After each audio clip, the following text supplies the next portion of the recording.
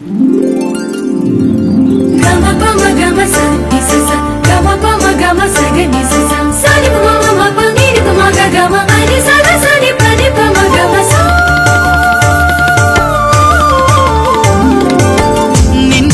గోదావరినే కన్నుల పండుగ చేసి ప్రాణహితను జనహితగా నిలిపి మలిపేవరము కాళేశ్వరము మన కాళేశ్వరము తెలంగాణ సాగునీటి ముక్తీశ్వరము.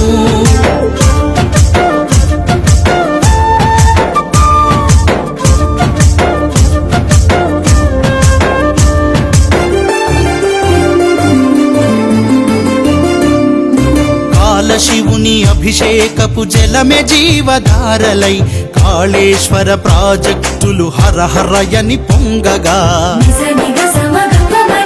తడికి నోచుకోని వీళ్ళ తనువులు పులకించు వేళ మన ముఖ్యమంత్రి కేసీఆర్ మొక్కులు ఫలించగా కాళేశ్వరము జల కాళేశ్వరము కేసీఆర్ కలల బండ కాళేశ్వరము.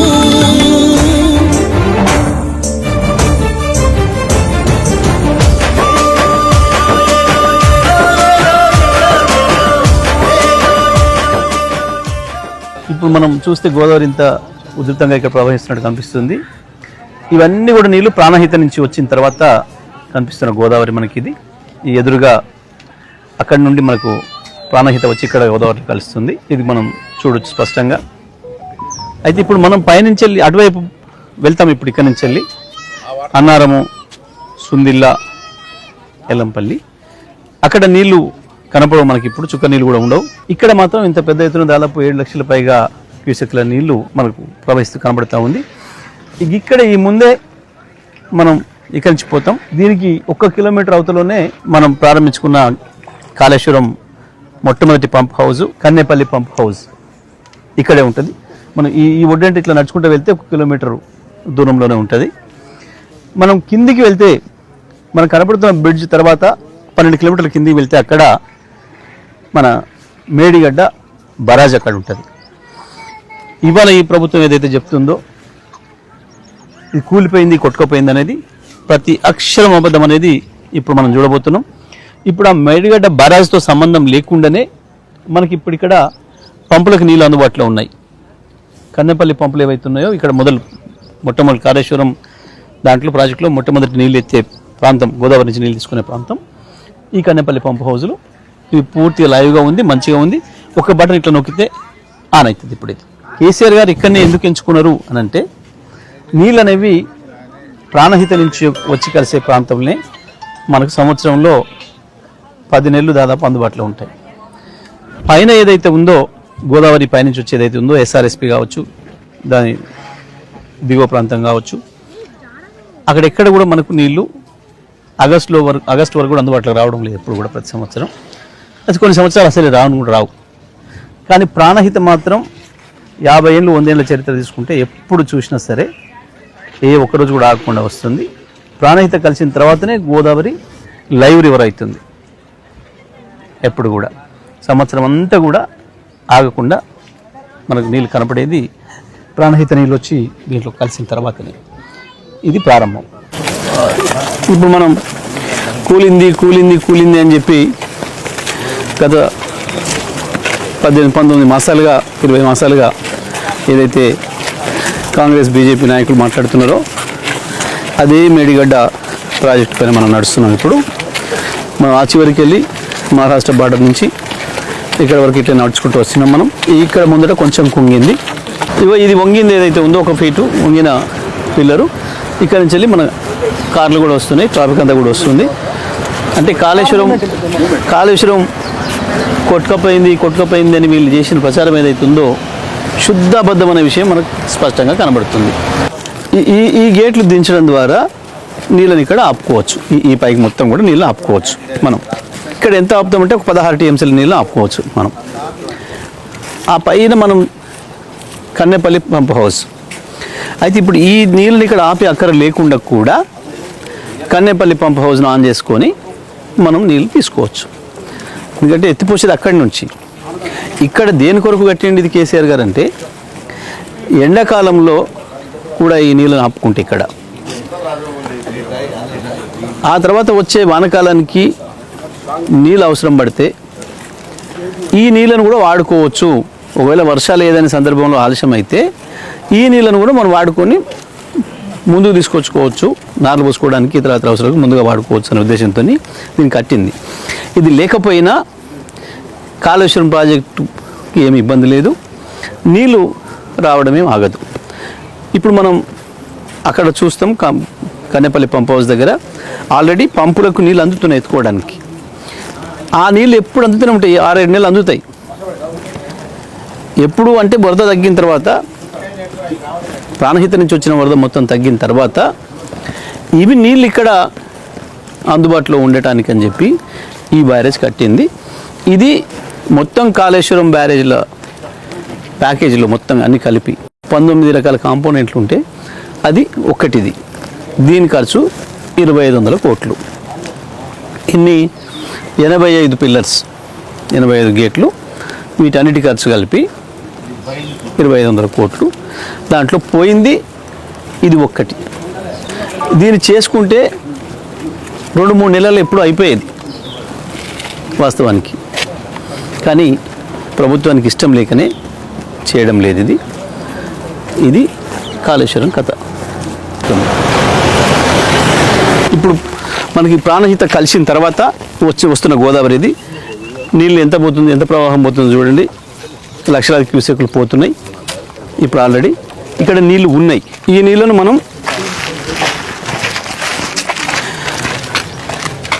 దీని తర్వాత గేట్లు లేపితే దాంట్లోకి వెళ్తాయి నీళ్ళు పంప్ హౌస్లోకి. మనం ఇక్కడి నుంచి పంప్ హౌస్లోకి వెళ్తాం. పంప్ హౌజులు మంచిగా ఉన్నాయి. ఇది కాళేశ్వరం ప్రాజెక్టులో భాగంగా మొట్టమొదటగా గోదావరిలో నీళ్ళు ఎత్తుకున్న ప్రాంతం, ఇది ఎత్తుకునే ప్రాంతం. దీన్ని కన్నేపల్లి పంప్ హౌస్ అని అంటారు. ఇది కాళేశ్వరం ప్రాజెక్ట్కి ప్రారంభం. ఇది గోదావరిలో నుంచి వెళ్ళి నీళ్ళు తీసుకునే పాయింట్. ఇప్పుడు ఈ గేట్లు ఎత్తి దాంట్లోకి వెళ్తే నీళ్ళు అక్కడికి వెళ్ళి పంప్ హౌస్లలో పోతాయి. ఆ పంపుల్ని ప్రారంభం చేస్తే మనకు నీళ్ళు ప్రారంభం అవుతాయి. ఇక్కడ మొదటి పాయింట్ ఇది. ఇవాళ ప్రభుత్వం చెప్తున్నది శుద్ధ అబద్ధం అనే విషయాన్ని మనం కళ్ళకి కట్టినట్టుగా చూడొచ్చు. ఇక్కడ నీళ్ళు ఉన్నాయి గోదావరిలో, పంప్ హౌస్లన్నీ మంచిగా ఉన్నాయి. మనం ఒక్కొక్క ప్రాజెక్టు మీద చూసుకుంటూ పోదాం. ప్రాజెక్టు మీద ఇవతలకి అవతలకి వెళ్తూ ఏదైనా కూలిపోయిందా, ఏదైనా కొట్టుకపోయిందా, అన్ని మంచిగా ఉన్నాయా ఒక్కసారి మనం పరిశీలిద్దాం. ఇదిగో నీళ్ళు వచ్చి ఉన్నాయి ఇప్పుడు గోదావరిలో నుంచి. మనం గోదావరి నీళ్ళు కూడా చూసినాం ఎట్లా పోతుందో. ఇప్పుడు ఎంత బ్రహ్మాండంగా నీళ్ళు ఉన్నాయి ఇక్కడ చూసినాం మనం. ఆ నీళ్ళు ఇళ్ళకి వచ్చినాయి. ఇందులో నుంచి ఎత్తి పోస్తే బయటికి పోతాయి. ఇది కాళేశ్వరం పంప్ హౌస్లకు సంబంధించిన దాంట్లో మొట్టమొదటిది ఇది. గోదావరి నుంచి నీళ్ళు తీసి బయట పోసేది మొట్టమొదటిది ఇది. ఇది చాలా బాగుంది. మనం పంప్ హౌస్లు కూడా చూస్తాం. కాళేశ్వరం ప్రాజెక్టులో భాగంగా మనం ఏదైతే నీళ్లు ఎత్తిపోయాల్సింది ఉందో దానికి మొట్టమొదటిది ఇది. ఈ పంపులు లక్ష్మీ పంప్ హౌస్. 17 పంపులు ఇక్కడ ఉంటాయి. ఇవి ప్రధానమైంది. ఈ గోదావరిలో నుంచి మనం డైరెక్ట్గా నీళ్ళు తీసుకుంటాం. ఇప్పుడు మనం గోదావరి నీళ్ళు చూస్తాం. ఈ మోటార్లకు నీళ్ళు ఎక్కడి నుంచి వస్తున్నాయో అవతల నుంచి వెళ్ళి ఈ గోడ అవతల నుంచి వెళ్ళి నీళ్ళు వస్తాయి. ఇప్పుడు ఈ గోడ అవతల నీళ్ళు ఉన్నాయి, గోదావరి నీళ్ళు. ఇవి పంపులు ఒకటొకటిగా 17 పంపులు ఇందులో నుంచి వెళ్ళి ఎత్తి బయటికి పోతాయి. అక్కడ మనం బయట నీళ్ళు పోసేది కూడా చూస్తాం. ఇది మొదటిది. ఇప్పుడు మనం కింద ఏదైతే చూసినామో గోదావరి నుంచి నీళ్ళు రాగానే పంపులు తీసుకొని, మోటార్లు తీసుకొని పైకి పోసేది. ఆ నీళ్ళు వచ్చి ఇక్కడ పడతాయి. 3 టీఎంసీల నీళ్లను ఎత్తిపోయగలిగిన కెపాసిటీ ఈ కాలువకు ఉంది, తీసుకుపోగలిగిన కెపాసిటీ ఉంది. ప్రస్తుతం 2 టీఎంసీలే ఎత్తిపోసేదానికి మనం ఏర్పాటు చేసినాం. భవిష్యత్ అవసరాల దృష్ట్యా ఇంకొక టీఎంసీ కూడా కావాలని చెప్పి కేసీఆర్ గారు వెంటనే ఇంకో టీఎంసీ కూడా శాంక్షన్ చేసేసి కాలువ కెపాసిటీని కూడా ఆ స్థాయికి పెంచడం జరిగింది. ఎందుకంటే గోదావరి వరద వచ్చినప్పుడే మనం తీసుకోవాలని నీళ్లు మన దగ్గర ప్రాజెక్ట్ కట్టుకొని నింపుకోవాలని చెప్పి మనకి ఇవాళ ఇచ్చిన ప్రాజెక్టులు కూడా ఏవైతున్నాయో ఎల్ఎండి, ఎంఎండి పోను, ఆ వైపు మల్లన్న సాగరు, రంగనాయకమ్మ సాగరు, కొండపోచమ్మ సాగరు, అటు కిందికి వచ్చేస్తే యాదాద్రి భువనగిరి జిల్లాలో బస్వాపూరు, అదేవిధంగా సూర్యాపేటకు రావడానికి కావాల్సిన వరంగల్ జిల్లా నుంచి సూర్యాపేట జిల్లాకు రావడానికి కావాల్సిన నీళ్లను ఇవి ఇక్కడి నుంచి వెళ్ళి ఇది మొదటి లిఫ్ట్. ఇక్కడి నుంచి వెళ్ళి మనం ఈ నీళ్లు చక్కగా అన్నారం వెళ్తాయి. మనం దీని తర్వాత అన్నారం పోతాం. ఇప్పుడు మనం చూస్తున్నది కాలువ ఏదైతే ఉందో ఇది అక్కడ కన్నేపల్లి పంప్ హౌస్ దగ్గర మొట్టమొదటి పాయింట్. కాళేశ్వరం నీళ్లను పైకెత్తే, గోదావరి నుంచి పైకెత్తి పోసే మొట్టమొదటి పాయింట్ కన్నేపల్లి పంప్ హౌస్. అక్కడి నుంచి ఏదైతే మనం పెద్ద కాలువ మనం చూసుకుంటూ వచ్చినామో ఆ కాలువ ద్వారా వచ్చింది ఈ కాలువ కూడా. ఇదంతా కూడా ఇక్కడ మళ్ళీ పైన గోదావరిలో కలుస్తుంది.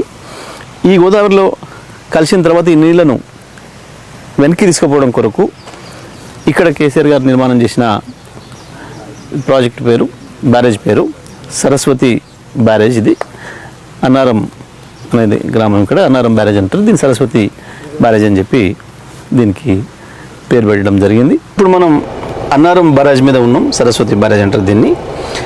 ఇది కూడా ఏదో ఖరాబ్ అయింది అని చెప్పి దీంట్లో నీళ్లు నింపితే ఏదో పోతుందని చెప్పి సాకులు చూపించి నీళ్ళు నింపడం లేదు ఇవాళ ఈ ప్రభుత్వం. ఈ బ్యారేజ్ మీద మనం చివరి దాకా వెళ్ళేసి వద్దాం. ఇక్కడికి కంచెలు అక్కడికి మనం ఎక్కడ ఏమి చిన్న డ్యామేజ్ లేదు, ఏ రకమైన ఇబ్బంది కూడా లేదు. ఒకసారి మనం చివరి దాకా వెళ్ళొచ్చే ప్రయత్నం చేద్దాం. దీని మీద ఇట్లా వెళ్దాం. ఇది సరస్వతి బ్యారేజ్. మనం ముందు ఆ పక్కన చూసి వచ్చినాం, ఇది ఈ పక్కకు కూడా వచ్చినాం. మనకు బ్యారేజ్